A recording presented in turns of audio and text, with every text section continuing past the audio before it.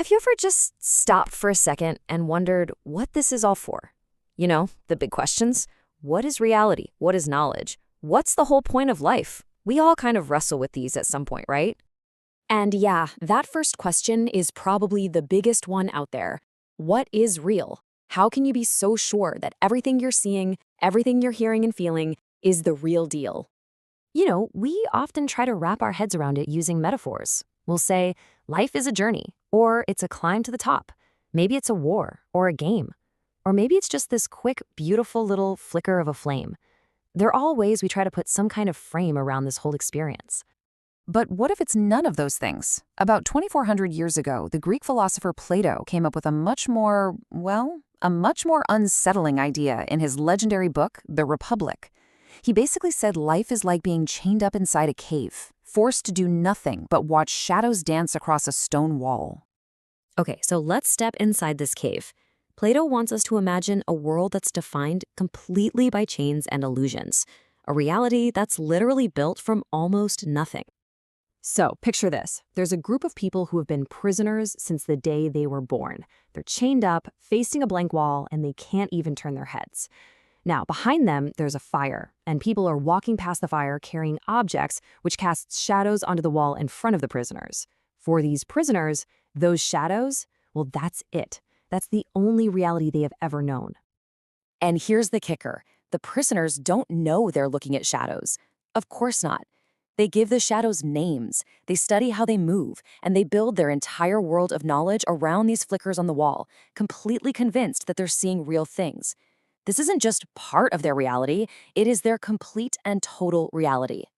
But then, everything changes. Plato's thought experiment kicks into high gear, as one of the prisoners is suddenly set free and forced to leave the only world he has ever known. Just try to imagine the absolute shock of it all. The shadows he knew were clear, they were familiar, but the sunlight outside, it's blinding, it's painful. And when someone tells him that the actual objects he sees now are the real things and the shadows were just reflections, he can't accept it. That old illusion actually feels safer and a lot clearer than this new, confusing world. His journey to understanding isn't some instant aha moment. Not at all. At first, the light just hurts his eyes too much to see anything clearly. But slowly, gradually, his eyes start to adjust. He starts by looking at reflections in the water, kind of like a middle ground between the shadows and reality. Then, soon enough, he can look at the objects themselves. And finally, he's able to look directly at the sun, and he realizes it's the source of everything he's seeing. It's the ultimate truth. So now, he's had this incredible, world-shattering discovery, and he feels like he has to go back. He has to share this truth. But when he gets back into the darkness of the cave, his eyes, which are now totally used to the bright sunlight, can't adjust. He's stumbling around, struggling to even see the simple shadows on the wall that used to be his whole world. And to the other prisoners, he just looks, well, broken. They think his little trip outside completely ruined him, made him stupid and blind. So when he tries to tell them that their entire reality is just a puppet show of shadows, they don't just mock him. They get hostile. They violently resist any attempt he makes to free them from their own chains. So, what is the point of this strange and pretty tragic story? For Plato, this was not just some fantasy. It was a direct commentary on the role of the philosopher in society. You have to understand, for Plato, this allegory was deeply personal. He saw most people as being just like those prisoners, perfectly comfortable in their ignorance and really hostile to anyone who dared to challenge it. This was a direct reflection of what happened to his own teacher, Socrates, who was actually executed for disrupting the social order. So the escaped prisoner, that's the philosopher. And the story becomes Plato's big argument for why society should be led by these enlightened philosopher kings, the ones who have seen the sun and have a duty to guide everyone else, even when they fight back.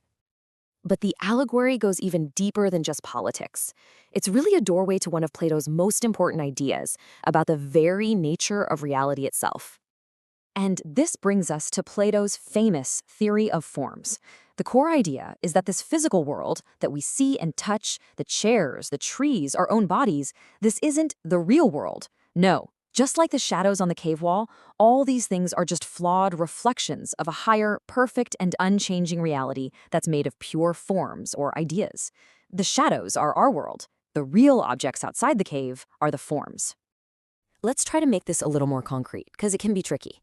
So, in our world, right, you can draw a circle, but it's never going to be mathematically perfect. That drawing you made, that's the reflection, that's the shadow. The actual form is the perfect, unchanging idea of roundness itself, which exists in that higher reality. And the same thing goes for big concepts like justice. We see individual acts of justice, but they're just imperfect copies of the ideal form of pure justice. And this is the part where this 2,400-year-old story suddenly turns right back around and looks at us. The allegory isn't just about ancient Greece or some abstract philosophy. It's a challenge to look at the caves we live in today. You know, our social media echo chambers, our political bubbles, all the comfortable beliefs we never, ever dare to question. When you boil it all down, the allegory presents a choice that every single one of us has to face, in our own way. Do you choose the difficult, sometimes painful, path toward truth, even if it completely upends your world? Or do you stay with the comfortable, familiar habits and illusions you've always known? The light or the shadow? So the question Plato is really leaving us with is this. If you saw just a little glimmer of light, a crack in the wall of your own cave, would you have the guts to try and break free? Would you be willing to struggle towards a new, brighter understanding, even if it meant leaving behind everything and everyone that once felt so certain? It's a tough choice to make. But if it's any consolation, as you sit there and think about your own shadows, you're not alone. There are lots of us down here,